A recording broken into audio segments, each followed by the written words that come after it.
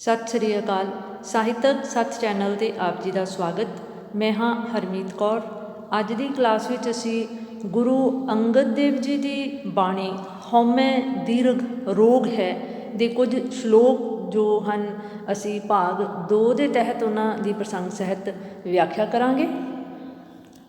ਗੁਰੂ ਅੰਗਦ ਦੇਵ ਜੀ ਨੇ ਇਸ ਸ਼ਲੋਕ ਦੇ ਵਿੱਚ, ਸ਼ਲੋਕ ਹੈ ਪੌਣ ਗੁਰੂ ਪਾਣੀ ਪਿਤਾ ਮਾਤਾ ਧਰਤ ਮਹੱਤ, ਵਿੱਚ ਗੁਰੂ ਪਿਤਾ ਅਤੇ ਮਾਤਾ ਦੀ ਮਹੱਤਤਾ ਨੂੰ ਬਿਆਨ ਕੀਤਾ ਹੈ ਕਿ ਮਨੁੱਖ ਦੇ ਜੀਵਨ ਦੇ ਵਿੱਚ ਮਾਤਾ ਪਿਤਾ ਅਤੇ ਗੁਰੂ ਦਾ ਸਥਾਨ ਜੋ ਹੈ ਬਿਲਕੁਲ ਉਸੇ ਤਰ੍ਹਾਂ ਹੈ ਜਿਸ ਤਰ੍ਹਾਂ ਸਵਾਸ ਲੈਣ ਦੇ ਲਈ ਪੌਣ ਜ਼ਰੂਰੀ ਹੈ, ਜੀਵ ਦੇ ਮਨੁੱਖਾ ਦੇਹ ਨੂੰ ਕਾਇਮ ਰੱਖਣ ਦੇ ਲਈ ਪਾਣੀ ਜ਼ਰੂਰੀ ਹੈ, ਅਤੇ ਮਨੁੱਖ ਦੀ ਹੋਂਦ ਜੋ ਹੈ ਧਰਤੀ ਤੋਂ ਬਿਨਾਂ, ਮਾਂ ਰੂਪੀ ਧਰਤੀ ਤੋਂ ਬਿਨਾਂ ਜੋ ਹੈ ਮਨੁੱਖ ਦੀ ਹੋਂਦ ਜੋ ਹੈ ਸਥਾਪਿਤ ਹੀ ਨਹੀਂ ਹੋ ਸਕਦੀ।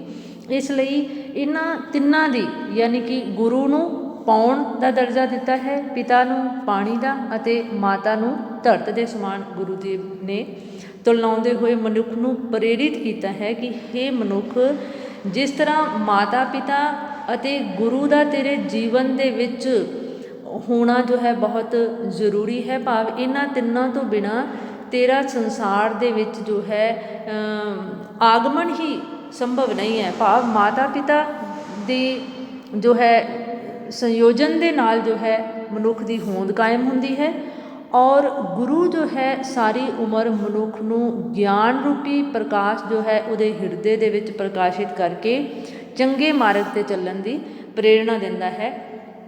ਸੋ ਗੁਰੂ ਦੇਵ ਜੀ ਕਹਿ ਰਹੇ ਨੇ ਕਿ ਪੌਣ ਗੁਰੂ ਪਾਣੀ ਪਿਤਾ ਮਾਤਾ ਧਰਤ ਮਹੱਤ, ਹੇ ਮਨੁੱਖ ਤੇਰੀ ਜ਼ਿੰਦਗੀ ਦੇ ਵਿੱਚ ਗੁਰੂ ਜੋ ਹੈ ਪੌਣ ਦੇ ਸਮਾਨ ਜ਼ਰੂਰੀ ਹੈ। ਜਿਸ ਤਰ੍ਹਾਂ ਪੌਣ ਤੋਂ ਬਿਨਾਂ ਸਵਾਸਾਂ ਦੀ ਗਤੀ ਨਹੀਂ ਚੱਲ ਸਕਦੀ, ਠੀਕ ਇਸੇ ਤਰ੍ਹਾਂ ਗੁਰੂ ਤੋਂ ਬਿਨਾਂ ਜੋ ਹੈ ਸੰਸਾਰ ਦੇ ਵਿੱਚ ਤੈਨੂੰ ਗਿਆਨ ਦੀ ਪ੍ਰਾਪਤੀ ਨਹੀਂ ਹੋ ਸਕਦੀ।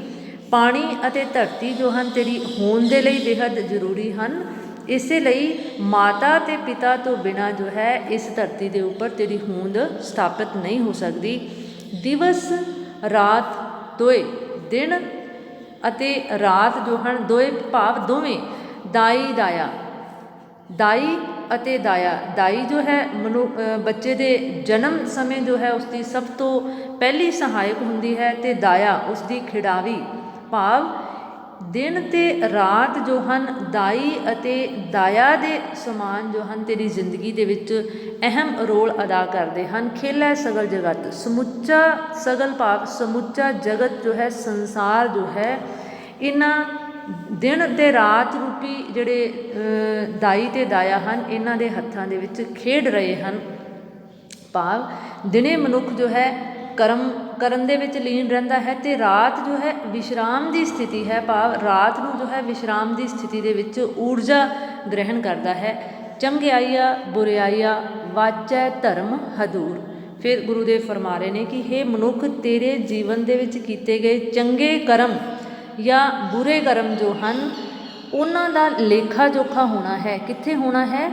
ਉਸ ਦਰਗਾਹ ਦੇ ਵਿੱਚ ਜਾ ਕੇ। ਭਾਵ ਹੇ ਮਨੁੱਖ, ਮਨੁੱਖ ਹੋਣ ਦੇ ਨਾਤੇ ਤੇਰਾ ਇਹ ਧਰਮ ਬਣਦਾ ਹੈ, ਤੇਰਾ ਇਹ ਅਹਿਮ ਫਰਜ਼ ਬਣਦਾ ਹੈ। ਮਨੁੱਖੀ ਧਰਮ ਇਹੀ ਹੈ ਕਿ ਤੂੰ ਆਪਣੇ ਆਪ ਨੂੰ ਚੰਗੇ ਕਰਮਾਂ ਦੇ ਪਾਸੇ ਲਾਵੇਂ, ਬੁਰਾਈਆਂ ਤੋਂ ਆਪਣੇ ਆਪੇ ਨੂੰ ਰਹਿਤ ਰੱਖੇ, ਮੁਕਤ ਰੱਖੇ, ਕਿਉਂਕਿ ਤੇਰੇ ਇਹਨਾਂ ਕਰਮਾਂ ਦੇ ਆਧਾਰ 'ਤੇ ਹੀ ਜੋ ਹੈ ਤੇਰੇ ਭਵਿੱਖ ਦਾ ਫੈਸਲਾ ਹੋਣਾ ਹੈ। ਜਿਸ ਤਰ੍ਹਾਂ ਕੋਈ ਵਿਦਿਆਰਥੀ ਜੋ ਹੈ ਜੇਕਰ ਨਿਰੰਤਰ ਮਿਹਨਤ ਕਰਦਾ ਹੈ, ਸਮੇਂ 'ਤੇ ਮਿਹਨਤ ਕਰਦਾ ਹੈ, ਔਰ ਅਧਿਆਪਕ ਦੀਆਂ ਨਜ਼ਰਾਂ ਦੇ ਵਿੱਚ ਉਹ ਵਿਦਿਆਰਥੀ ਹਮੇਸ਼ਾ ਹੀ ਅਧਿਆਪਕ ਦੇ ਦਿਲ ਦੇ ਕਰੀਬ ਰਹਿੰਦਾ ਹੈ, ਠੀਕ ਇਸੇ ਤਰ੍ਹਾਂ ਜੇਕਰ ਇਸ ਸੰਸਾਰ ਦੇ ਉੱਤੇ ਆ ਕੇ ਇਹ ਮਨੁੱਖ ਤੂੰ ਚੰਗੇ ਕਰਮ ਕਰੇਗਾ ਅਤੇ ਤੂੰ ਆਪਣੇ ਉਸ ਜੋ ਇਲਾਹੀ ਜੋਤ ਹੈ ਕਹਿ ਲਓ, ਜਾਂ ਇਸ ਬ੍ਰਹਿਮੰਡੀ ਜੋਤ ਜਿਸ ਨੇ ਇਸ ਸੰਸਾਰ ਦੀ ਸਿਰਜਣਾ ਕੀਤੀ ਹੈ, ਉਹਦਾ ਵੀ ਪਿਆਰ ਜੋ ਹੈ ਪਾ ਸਕੇਗਾ। ਕਰਮੀ ਆਪੋ ਆਪਣੀ ਕੇ ਨੇੜੇ ਕੇ ਨੇੜੇ ਕਹਿ ਦੂਰ। ਗੁਰੂਦੇਵ ਫਰਮਾ ਰਹੇ ਨੇ ਕਿ ਆਪਣੇ ਇਹਨਾਂ ਕਰਮਾਂ, ਇਹਨਾਂ ਚੰਗੇ ਜਾਂ ਬੁਰੇ ਕਰਮਾਂ ਦੇ ਆਧਾਰ 'ਤੇ ਹੀ ਮਨੁੱਖ ਨੇ ਜੋ ਹੈ ਉਸ ਪਰਮ ਪਿਤਾ ਪਰਮਾਤਮਾ ਦਾ ਪਿਆਰ ਪ੍ਰਾਪਤ ਕਰਨਾ ਹੈ, ਉਸ ਦੀਆਂ ਨਜ਼ਦੀਕੀਆਂ, ਉਸ ਦੇ ਕਰੀਬ ਹੋਣਾ ਹੈ। ਜਿਸ ਤਰ੍ਹਾਂ ਵਿਦਿਆਰਥੀ ਜੋ ਹੈ ਜੇਕਰ ਨਿਰੰਤਰ ਆਪਣੀ ਪੜ੍ਹਾਈ ਦੇ ਵਿੱਚ ਲਗਨ ਦੇ ਨਾਲ ਮਿਹਨਤ ਕਰਦਾ ਹੈ ਤੇ ਉਹ ਅਧਿਆਪਕ ਦੀਆਂ ਨਜ਼ਰਾਂ ਦੇ ਵਿੱਚ ਸਤਿਕਾਰਿਆ ਜਾਂਦਾ ਹੈ।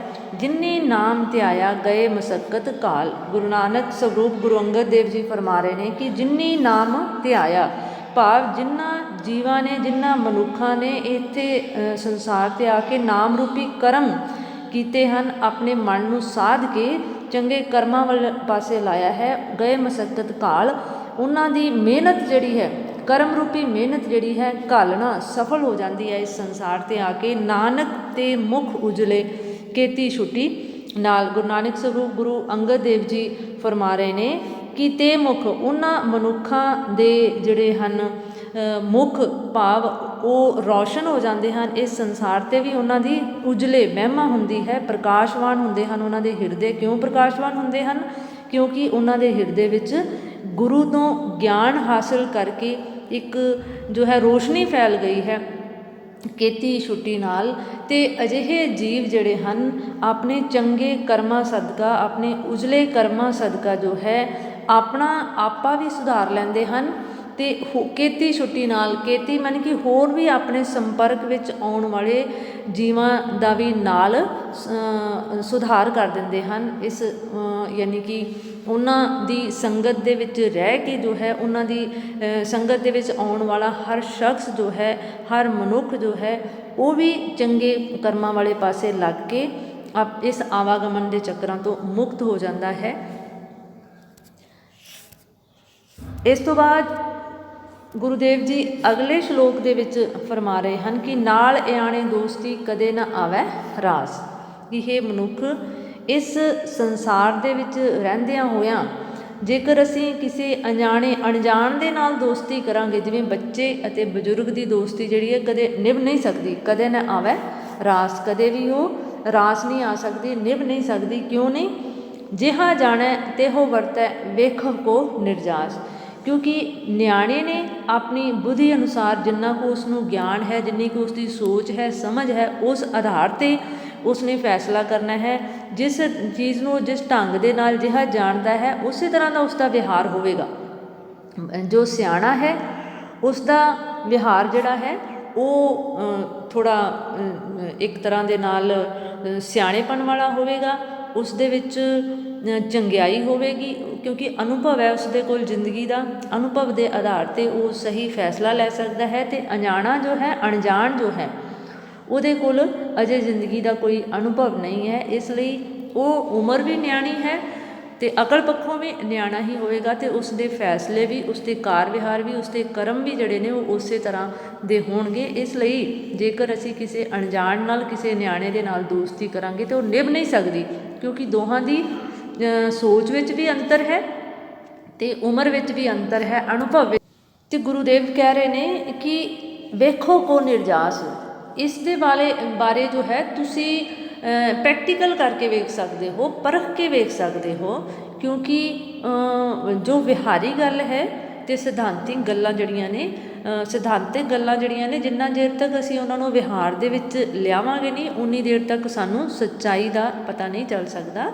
ਇਸ ਲਈ ਇਹ ਮਨੁੱਖ, ਇਸ ਬਾਰੇ ਤੈਨੂੰ ਕੋਈ ਭਰਮ ਭੁਲੇਖਾ ਨਹੀਂ ਹੋਣਾ ਚਾਹੀਦਾ, ਇਸ ਨੂੰ ਤੂੰ ਆਪਣੇ ਅਮਲ ਵਿੱਚ ਲਿਆ ਕੇ ਪਰਖ ਕੇ ਵੀ ਵੇਖ ਸਕਦਾ ਹੈ। ਫੈਸਲਾ ਤੇਰਾ ਅਜਿਹਾ ਇਹੀ ਹੋਵੇਗਾ, ਵਸਤੂ ਅੰਦਰ ਵਸਤ ਸਮਾਵੈ ਦੂਜੀ ਹੋਵੈ ਪਾਸ। ਫਿਰ ਗੁਰੂਦੇਵ ਕਹਿ ਰਹੇ ਨੇ ਕਿ ਵਸਤੂ ਅੰਦਰ ਵਸਤ ਸਮਾਵੈ, ਮਿਸਾਲ ਦੇ ਕੇ, ਹਵਾਲੇ ਦੇ ਨਾਲ, ਦ੍ਰਿਸ਼ਟਾਂਤ ਦੇ ਕੇ ਸਮਝਾ ਰਹੇ ਨੇ ਕਿ ਜੇਕਰ ਇੱਕ ਭਾਂਡੇ ਦੇ ਵਿੱਚ ਕੋਈ ਚੀਜ਼ ਭਰੀ ਹੋਈ ਹੈ ਤਾਂ ਉਸ ਭਾਂਡੇ ਵਿੱਚ ਦੂਸਰੀ ਚੀਜ਼ ਪਾਉਣ ਦੇ ਲਈ ਸਾਨੂੰ ਉਹ ਪਹਿਲਾ ਭਾਂਡਾ ਜਿਹੜਾ ਹੈ ਖਾਲੀ ਕਰਨਾ ਪਏਗਾ। ਵਸਤੂ ਅੰਦਰ ਵਸਤ ਸਮਾਵੈ ਦੂਜੀ ਹੋਵੈ ਪਾਸ, ਜੇਕਰ ਇੱਕ ਵਸਤੂ ਦੇ ਵਿੱਚ ਅਸੀਂ ਦੂਸਰੀ ਵਸਤੂ ਜੋ ਉਸਦੇ ਪਹਿਲਾਂ ਉਸ ਦੇ ਵਿੱਚ ਭਰੀ ਹੋਈ ਹੈ ਉਹਨੂੰ ਕੱਢਣਾ ਪਏਗਾ, ਖਾਲੀ ਕਰਨਾ ਪਏਗਾ, ਤਾਂ ਹੀ ਅਸੀਂ ਭਾਂਡੇ ਦੇ ਵਿੱਚ ਦੂਸਰੀ ਵਸਤੂ ਪਾ ਸਕਦੇ ਹਾਂ। ਠੀਕ ਇਸੇ ਤਰ੍ਹਾਂ ਜੇਕਰ ਸਾਡੇ ਹਿਰਦੇ ਰੂਪੀ ਭਾਂਡੇ ਦੇ ਵਿੱਚ, ਸਰੀਰ ਰੂਪੀ ਭਾਂਡੇ ਦੇ ਵਿੱਚ ਜੋ ਸਾਡਾ ਦਿਲ ਹੈ ਜਾਂ ਹਿਰਦਾ ਹੈ, ਜੇਕਰ ਉਸ ਦੇ ਵਿੱਚ ਹਉਮੈ ਹੈ, ਹੰਕਾਰ ਹੈ,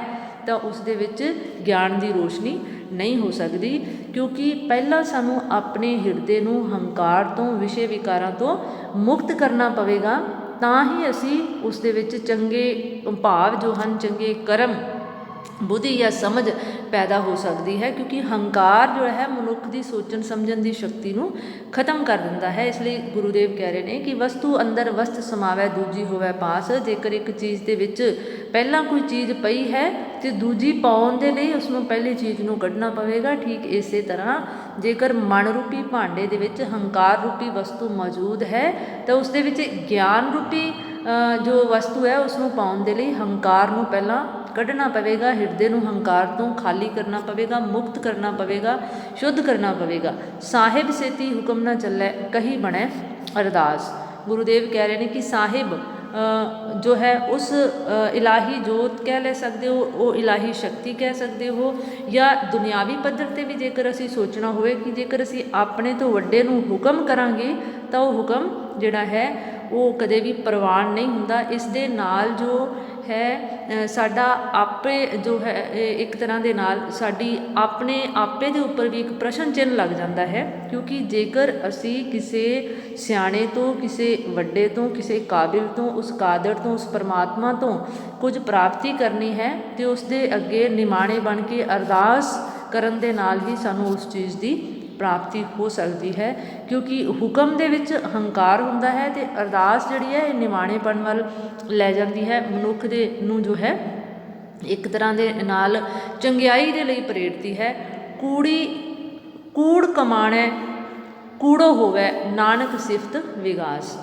ਗੁਰੂ ਨਾਨਕ ਦੇਵ ਸਵਰੂਪ ਗੁਰੂ ਅੰਗਦ ਦੇਵ ਜੀ ਫਰਮਾ ਰਹੇ ਨੇ ਕਿ ਕੂੜ ਕਮਾਣੈ ਕੂੜੋ ਹੋਵੈ, ਕਿ ਜੇਕਰ ਅਸੀਂ ਕੋਈ ਬੁਰੇ ਕਰਮ ਕਰਦੇ ਹਾਂ, ਮੰਦੇ ਕਰਮ ਕਰਦੇ ਹਾਂ, ਝੂਠ ਬੋਲਦੇ ਹਾਂ ਤੇ ਝੂਠ ਦਾ ਫਲ ਵੀ ਜੋ ਹੈ ਉਸੇ ਤਰ੍ਹਾਂ ਦਾ ਹੀ ਹੋਵੇਗਾ। ਗਲਤ ਕਰਮ ਦਾ ਨਤੀਜਾ ਵੀ ਗਲਤ ਹੀ ਹੁੰਦਾ ਹੈ। ਨਾਨਕ ਸਿਫਤ ਵਿਗਾਸ। ਇਸ ਲਈ ਗੁਰੂ ਨਾਨਕ ਸਰੂਪ ਗੁਰੂ ਅੰਗਦ ਦੇਵ ਜੀ ਕਹਿ ਰਹੇ ਨੇ ਕਿ ਜੇਕਰ ਅਸੀਂ ਇਹਨਾਂ ਗੱਲਾਂ ਨੂੰ ਜੋ ਹੈ ਸਮਝ ਲੈਂਦੇ ਹਾਂ ਤੇ ਉਸ ਕਾਦਰ ਦੀ ਸਿਫਤ ਕਰਦੇ ਹਾਂ, ਉਸ ਦੀ ਆਰਾਧਨਾ ਕਰਦੇ ਹਾਂ, ਉਸਤਤ ਕਰਦੇ ਹਾਂ, ਚੰਗੇ ਕਰਮ ਕਰਦੇ ਹਾਂ, ਗੁਰੂ ਤੋਂ ਗਿਆਨ ਹਾਸਿਲ ਕਰਕੇ, ਤਾਂ ਸਾਡੀ ਜ਼ਿੰਦਗੀ ਜੋ ਹੈ ਵਿਗਾਸ ਭਾਵ ਖੇੜੇ ਖੁਸ਼ੀਆਂ ਦੇ ਨਾਲ ਭਰ ਸਕਦੀ ਹੈ। ਜ਼ਿੰਦਗੀ ਦੇ ਵਿੱਚ ਹਰ ਪ੍ਰਾਪਤੀ ਸਾਨੂੰ ਨਸੀਬ ਹੋ ਸਕਦੀ ਹੈ ਜੇਕਰ ਅਸੀਂ ਸੱਚ ਦੇ ਪਾਂਧੀ ਬਣਦੇ ਹਾਂ, ਸੱਚ ਦੇ ਮਾਰਗ 'ਤੇ ਚੱਲਦੇ ਹਾਂ। ਨਾਨਕ ਸਿਫਤ ਵਿਗਾਸ। ਇੱਥੇ ਇੱਕ ਚੀਜ਼ ਜੋ ਹੈ ਹੋਰ ਧਿਆਨ ਦੇਣ ਵਾਲੀ ਹੈ ਕਿ ਜਿੰਨੇ ਵੀ ਗੁਰੂ ਸਾਹਿਬਾਨ ਨੇ ਉਹਨਾਂ ਨੇ ਆਪਣੀ ਬਾਣੀ ਦੇ ਵਿੱਚ ਨਾਨਕ ਦਾ ਨਾਮ ਲਿਖਿਆ ਹੈ। ਨਾਨਕ ਸਿਫਤ ਵਿਗਾਸ, ਜਿਵੇਂ ਕਿ ਬਾਣੀ ਤਾਂ ਗੁਰੂ ਅੰਗਦ ਦੇਵ ਜੀ ਦੀ ਹੈ ਪਰ ਕਿਤੇ ਵੀ ਗੁਰੂ ਅੰਗਦ ਦੇਵ ਜੀ ਦਾ ਨਾਮ ਨਹੀਂ ਹੈ। ਕੀ ਹੈ ਨਾਮ? ਨਾਨਕ ਸਿਫਤ ਵਿਗਾਸ ਭਾਵ ਗੁਰਬਾਣੀ ਦੇ ਵਿੱਚ ਜਾਂ ਗੁਰਮਤ ਦੇ ਵਿੱਚ ਗੁਰੂ ਸਾਹਿਬਾਨ ਜੋ ਸਨ ਉਹਨਾਂ ਨੇ ਗੁਰੂ ਨਾਨਕ ਦੇਵ ਜੀ ਨੂੰ ਇੱਕ ਉਸੇ ਦੀ ਇੱਕ ਜੋਤ ਸਰੂਪ ਸਮਝਦਿਆਂ ਹੋਇਆਂ ਭਾਵ ਉਹ ਗੁਰੂ ਨਾਨਕ ਦੇਵ ਜੀ ਨੂੰ ਇੰਨਾ ਮਾਣ ਸਨਮਾਨ, ਇੰਨਾ ਜੋ ਹੈ ਸਤਿਕਾਰ ਬਖਸ਼ਦੇ ਹਨ ਕਿ ਭਾਵ ਉਹ ਆਪਣੇ ਆਪੇ ਨੂੰ, ਯਾਨੀ ਕਿ ਉਹ ਨਾਨਕ ਸਵਰੂਪ ਬਣ ਚੁੱਕੇ ਹਨ। ਆਪਾ ਮਨਫੀ ਹੋ ਗਿਆ ਹੈ, ਉਹ ਨਾਨਕ ਨੂੰ ਸਾਰੀ ਆਪਣੀ ਵਡਿਆਈ ਜੋ ਹੈ ਜਾਂ ਆਪਣੀਆਂ ਪ੍ਰਾਪਤੀਆਂ ਜੋ ਹਨ ਉਹ ਗੁਰੂ ਨਾਨਕ ਦੇਵ ਜੀ ਨੂੰ ਸਮਰਪਿਤ ਕਰਦੇ ਹੋਏ ਇੱਕ ਤਰ੍ਹਾਂ ਦੇ ਨਾਲ ਹਰ ਕਿਸੇ ਵੀ